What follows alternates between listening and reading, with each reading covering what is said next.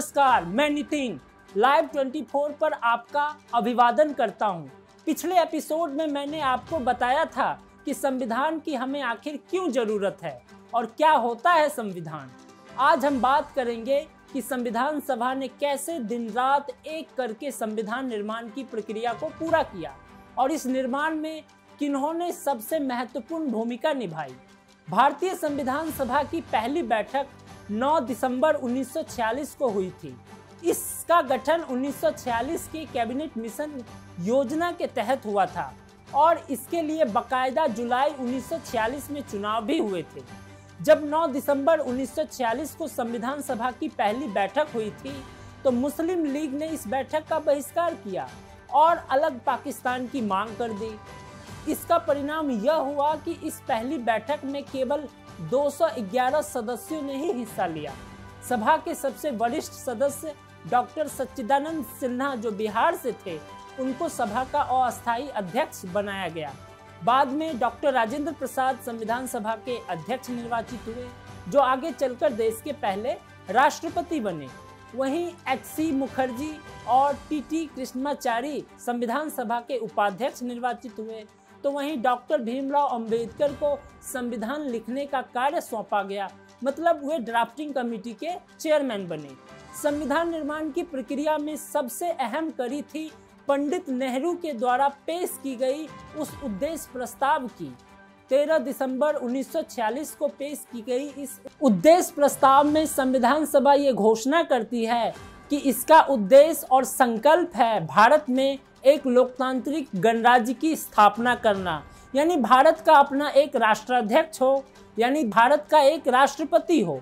इसके साथ ही आने वाले समय में शासन के लिए संविधान का निर्माण करना, ब्रिटिश भारत के सभी क्षेत्र और देसी रियासत के जितने भी क्षेत्र थे उनको आपस में मिलाना और उन्हें स्वतंत्र करना, उन्हें प्रभु सत्ता संपन्न करना ताकि वे अपना निर्णय ले सके। इसके साथ ही इस उद्देश्य प्रस्ताव में भारतीय संघ और उसकी इकाई, सरकार और सरकार के अंगों की स्वतंत्रता और उनकी प्रभुता संपन्नता पर जोर दिया गया। इसके साथ ही भारत के सभी नागरिकों को सामाजिक, आर्थिक, राजनीतिक न्याय की बात की गई ताकि संविधान सभा के उद्देश्य को पूरा किया जा सके। उद्देश्य प्रस्ताव पर इस व्यापक विचार विमर्श के बाद 22 दिसंबर 1946 को उद्देश्य प्रस्ताव पारित कर दिया गया। उद्देश्य प्रस्ताव को पारित किए जाने के बाद संविधान सभा ने संविधान निर्माण की कार्रवाई को प्रारंभ किया, क्योंकि संविधान निर्माण एक जटिल प्रक्रिया था और इसे अकेले संविधान सभा में बहस करके नहीं बनाया जा सकता था।